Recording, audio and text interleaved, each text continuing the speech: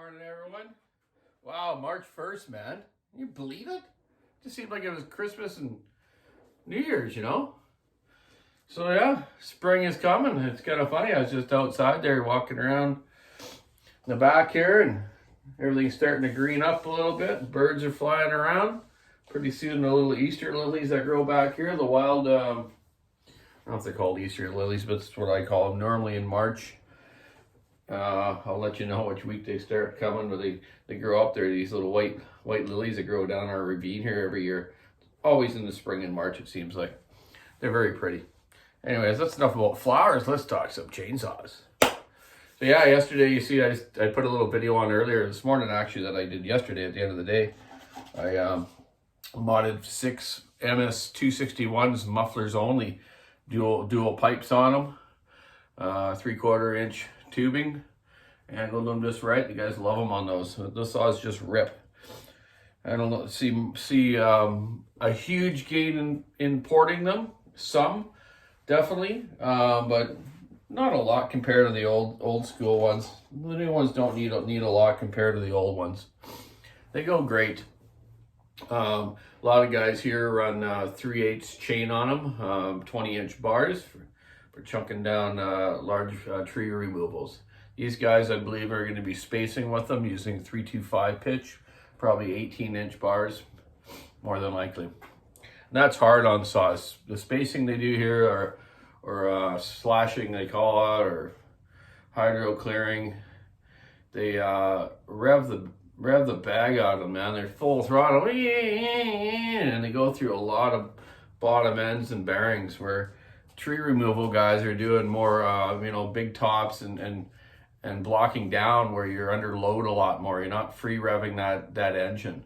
So, anyone that has these new little saws out there, M-Tronic, Auto Tune, they're not made to cut air free revving in the area. So if you are operating them, I know what it's like though. You're trying to make money and you're trying to get stuff done quick, but let off on that throttle while you're getting to the next branch or next sapling or whatever you're doing, eh? It just helps big time. I've seen it many a times with, I remember one time years ago, Davey Tree Service, they bought a whole bunch of brand new 365s and within 365 Huskies.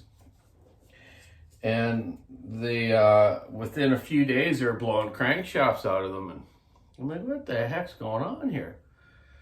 So, they were doing this one hydro and road system over by Bamfield. It's on the west coast here, Vancouver Island. And in this late spring, summer, when they do the trees alongside of the road, for clearing the hydro lines and stuff, they're so dusty. It's like you just touch a branch and it's like just dust comes off, eh? It's just harsh. When you drive those roads in the summertime and stuff, it's disgusting, and it's a real wear factor. So what was happening is they were running nylon filters because they're easier to clean and they don't get clogged up so much. You got to remember the early Huskies did not have a carburetor compensator system like Stihl has.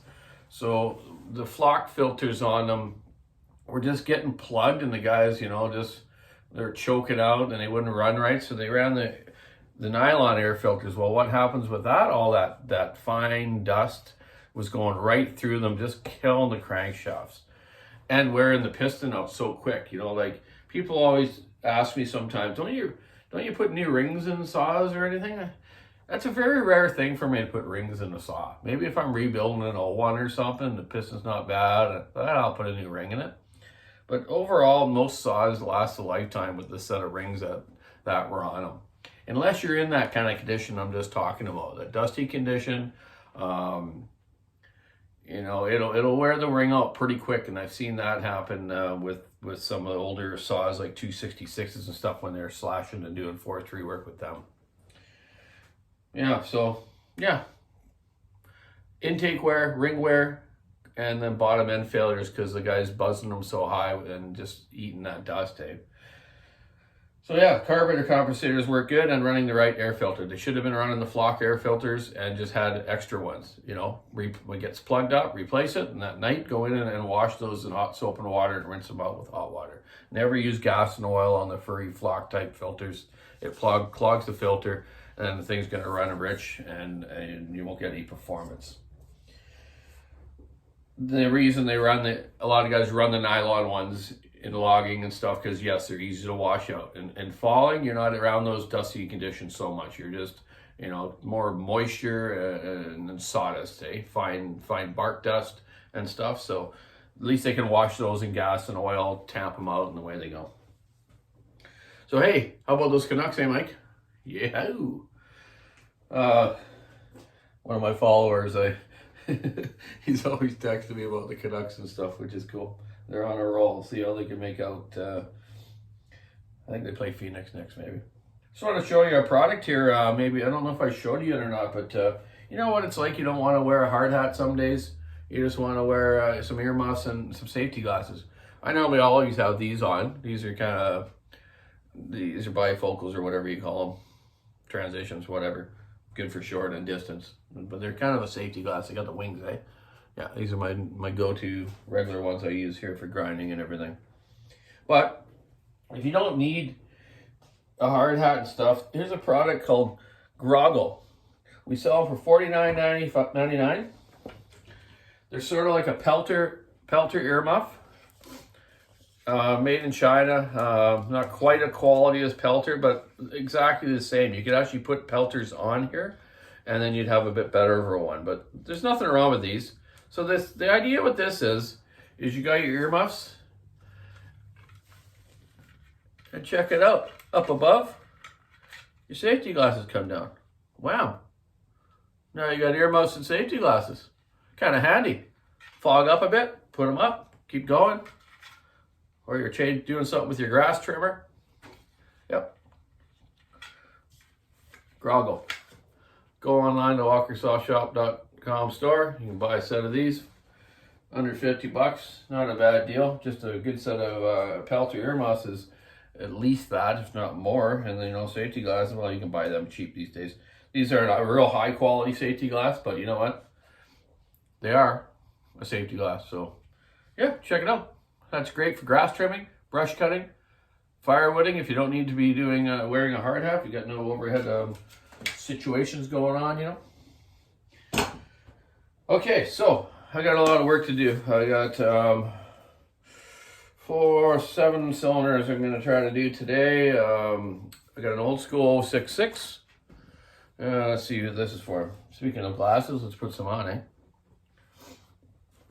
660. Original. Nice. Been a while since I've done one.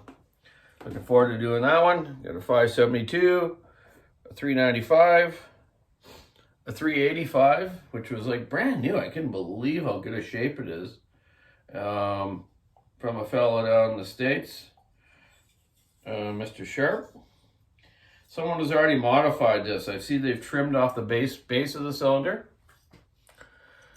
but no porting inside.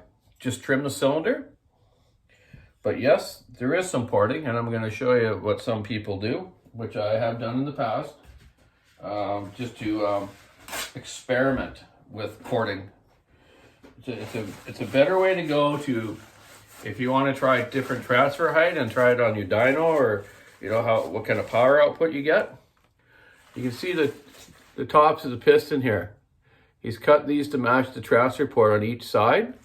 So the amount he's moved it, I would say, the amount he's taken off, that's probably maybe changing the transfer port opening duration, maybe 10 degrees, if not more. Might be a little too much, but I'm going to measure this up for the fella because he has sent it to me to pour it and do for him. So I'm going to see where this fella was at. Maybe he was in the right direction. Maybe he wasn't. Don't know. So I'm going to measure that up. I got to bring the obviously the bottom end up here so I can use it to put the degree wheel on it and time it up. Nice job though, very nice job. Not knocking anyone. Anyone's job is good if they're experimenting, trying out. Unfortunately, this same fellow sent me an 046 or 460. It's like brand new too. I was like, wow, where's this guy getting these nice old saws? Awesome. But look at it. It's scored. One intake side, exhaust side. Terrible. I think someone ran some bad gas through this and quickly shut it off. Like I think they got lucky. The cylinder itself, it doesn't have any aluminum melted to it or any gouges. So I think I can ball hone this and get it so it's going to fit a new piston okay. Luckily, there's no chrome missing, and like I say, no aluminum came off the piston really to attach itself. Just a little bit on there, but I can get that off. I'll fix that up with a little muriatic acid and give it a ball hone with my flex hones I use. You can't bore these out. I'm just cleaning it up, and then people don't understand that sometimes. They think, oh, I'm going to send you my saw to get bored out and ported. You know, well, I don't bore them out, man. I port though. You can't bore them out. They don't. They're not in a metal lined cylinder. They're chrome lined Nicosil. So all you can do. There's been a lot of talk about that out there too. I've seen Tin Man talking about it too, and a couple other people. Yeah, you can just use the ball hones just for cleaning up, some of the edges of the ports, and then cleaning up the chrome if it has a little bit of dirt, and give it maybe a tad more of a crosshatch just to let the new piston and ring seat in a little bit, eh? Done it for years. I've never had a problem with it. If people say that's wrong to do, I don't care. It's the way I do it. It works fine for me. So yeah, and I got from the same fella a 362. Yeah, I've done a few of these. Great little saw for the CC range. So I'll time that up, do that one, and a 500 from him as well. On his, I got to phone this fella actually and tell him what I found here with these when I took them apart yesterday. But anyways, okay, time to get to work. Spring is upon us. Hope everyone gets out of winter okay everywhere in the North America or the world. I know we had just a tad of snow the other day. It was kind of weird, but lots of rain yesterday, and now it's looks like a pretty fine day out there today. I think the sun's going to shine. So hey, keep your saw on the wood, stick on the ice, rubber on the road, and I'm going racing on Saturday, by the way. I'm going to get you some more footage of that. See what we can do, eh? Hey, check out the WalkerSawShop.com online store. Have a great week. Happy spring coming.